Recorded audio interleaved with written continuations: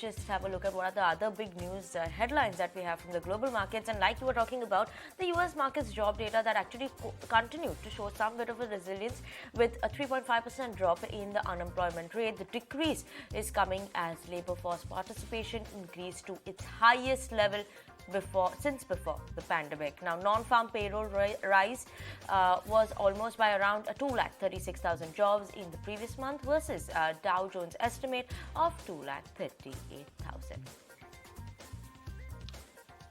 And on the latest from the crude oil front, Russia's energy ministry has said that the nation reduced its oil output by about 7 lakh barrels a day last month, whereas governments pledged for reduction of 5 lakh barrels. Now, the figure is inconsistent with the data on March seaborne exports and supplies to domestic refineries, adding to the uncertainty over how much oil Russia actually pumps.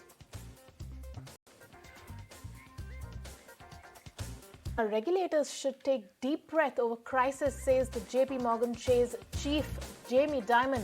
Only a handful of lenders have the problem that toppled the Silicon Valley Bank, he added. However, he warned that the recent turmoil probably made a recession in the US more likely.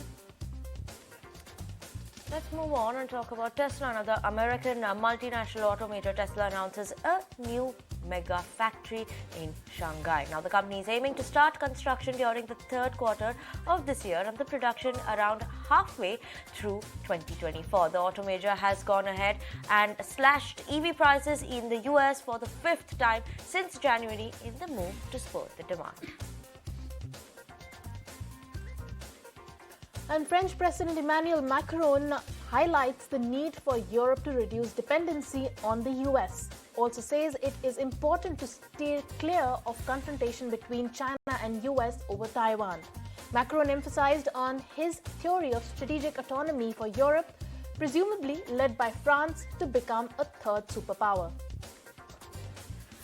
China sends over dozens of warplanes towards Taiwan in what was the second day of military drills, launching stimulated attacks in retaliation to the island nation's president. Taiwan's defense ministry said that it was monitoring the movement of China missile forces, and US too sounds an alarm, says it is on alert.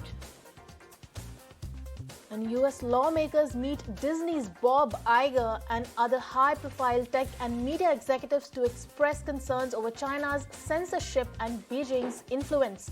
The meet highlights the key role of tech and media industries play in America's increasingly complex relationship with China.